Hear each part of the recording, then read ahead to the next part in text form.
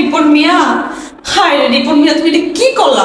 বাঙালি জাতির ইমোশনের রূপে তুমি আমার এসব পি করে দিলা, এমন ভাবে পি করে দিলা, পান খাওয়ার না দাঁতে দিয়া হাইসা হা হা হা হা হা।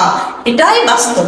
বইলা বইলা মানুষের অন্তরের মধ্যে ঢুকাইয়া তুমি ফলোয়ার্স বাড়াইলা, বাড়াইয়া তোমার মানুষ একটা ভালোবাসা ইনফ্লুয়েন্সার ইনফ্লুয়েন্সার বানাই দিল।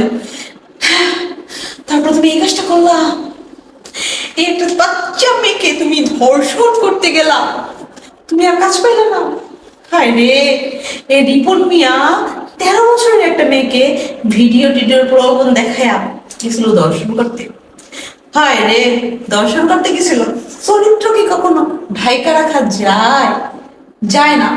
এই রিপন মিয়াও ঢাইকা রাখতে পারে নাই। এই রিপন মিয়া এত বদমাইশের বদমাইশ, এইটা তো আমাদের আগেই বোঝা উচিত ছিল। আমরা যাই না শুই না বুঝছো রিপন মিয়ারে মাথায় করে নিয়ে নাচছি।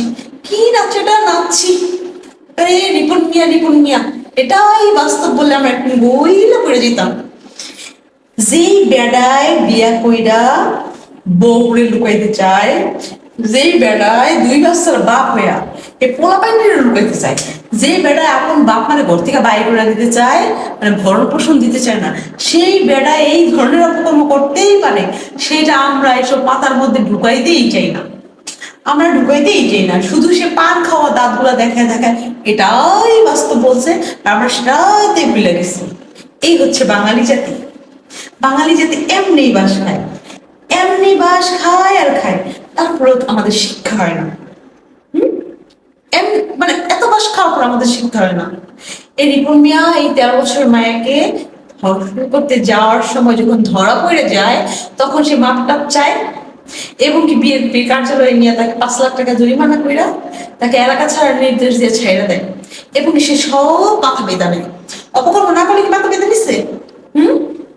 আমরা বাঙালিরা কবে ঠিক করবো? আমাকে ঠকানো এতটা সহজ, এতটাই সহজ। এই রিপন মিয়াকে দেখে আবার দেখলাম, শিখলাম, তারপরেও আমাদের শিক্ষা হবে না, কোনোভাবেই শিক্ষা হবে না।